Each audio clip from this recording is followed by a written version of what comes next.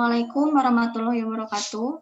Perkenalkan, kami dari kelompok 2, mata kuliah Teknologi Pengelolaan Penyakit B, akan menjelaskan mengenai cara patogen menyerang tanaman.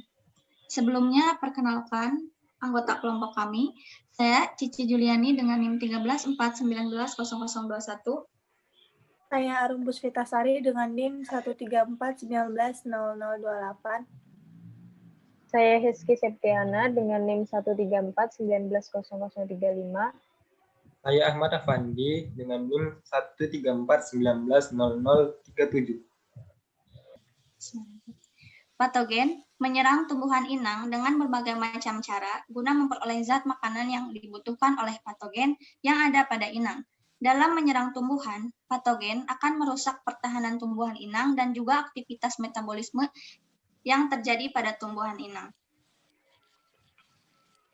Selanjutnya, bagaimana patogen menyerang tanaman? Yang pertama yaitu ada tekanan mekanik.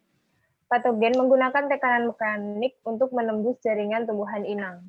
Beberapa jamur, tumbuhan tingkat tinggi parasit, dan nematoda menggunakan tekanan mekanik untuk mempenetrasi permukaan tumbuhan.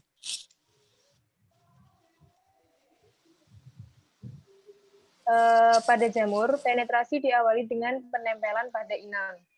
Hifa atau radikula yang berkontrak dengan inang akan meningkatkan luas permukaannya dan membentuk lempengan berupa apresorium sehingga patogen dapat melekat secara aman.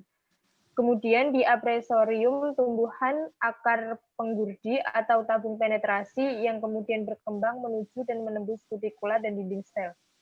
Sedangkan pada nematoda mempenetrasi permukaan tumbuhan dengan menggunakan stilet. Dilakukan dengan cara menusukkan stiletnya berulang kali dan mendorong dengan tekanan mekanik ke dinding sel tumbuhan.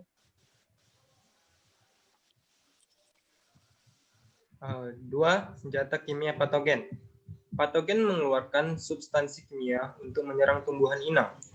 Substansi kimia yang dikeluarkan patogen diantaranya enzim, toksin, zat tubuh, dan polisakarida. Senyawa-senyawa ini merupakan faktor patogenesitas yang penting untuk menimbulkan penyakit yang berbeda antar patogen. Substansi kimia yang dikeluarkan patogen diantaranya enzim.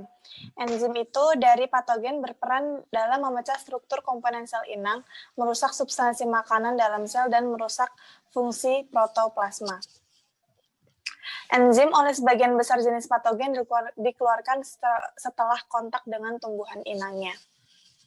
Tempat terjadinya kontak antara patogen dengan permukaan tumbuhan adalah di dinding sel epidermis yang terdiri dari beberapa lapisan substansi kimia. Kemudian ada toksin. Toksin merupakan substansi yang sangat beracun dan efektif pada konsentrasi yang sangat rendah. Dikelompokkan menjadi 3, yaitu patotoksin, vivotoksin, dan fitotoksin. Patotoksin itu sendiri berperan dalam menentukan tingkat keparahan penyakit. Kalau vivotoksin itu adalah substansi kimia yang diproduksi oleh patogen dalam tumbuhan inang atau oleh inang itu sendiri yang ada kaitannya dengan terjadinya penyakit.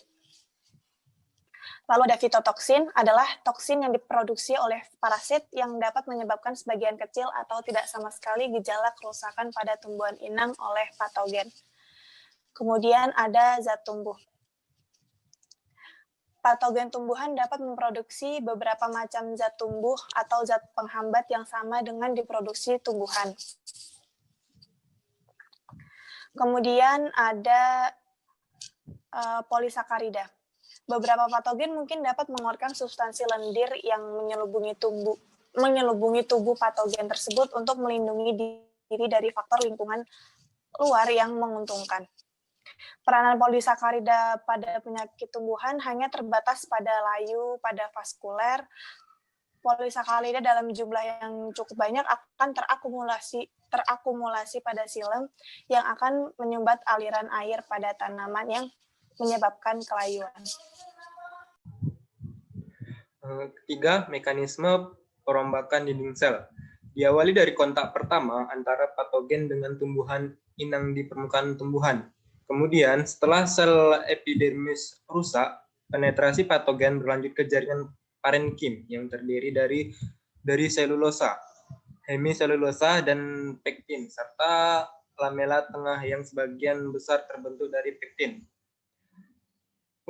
Penguraian jaringan tumbuhan tersebut sepenuhnya melibatkan perombakan lignin yang dilakukan oleh aktivitas satu atau beberapa enzim yang disekresikan oleh patogen. Yang keempat, mekanisme perombakan zat-zat yang terkandung dalam sel tumbuhan secara enzimatis. Protein pada sel tumbuhan dapat dirombak oleh patogen dengan menggunakan bantuan enzim proteinase. Kemudian, pati yang merupakan cadangan utama dari polisakarida yang terdapat dalam sel tumbuhan dirombak oleh aktivitas enzim yang disebut enzim amilase yang merombak pati menjadi gululasa. Sedangkan untuk lipid yang merupakan senyawa penyimpan energi dirombak patogen dengan bantuan enzim lipolotik yang disebut lipase, fosfolipidase, dan sebagainya yang menghidrolisis lipid dan membebaskan asam lemak yang mungkin dapat digunakan langsung oleh patogen. Mungkin sekian pemaparan materi dari kelompok kami. Terima kasih. Mohon maaf apabila ada kekurangan. Wassalamualaikum warahmatullahi wabarakatuh. Assalamualaikum warahmatullahi wabarakatuh.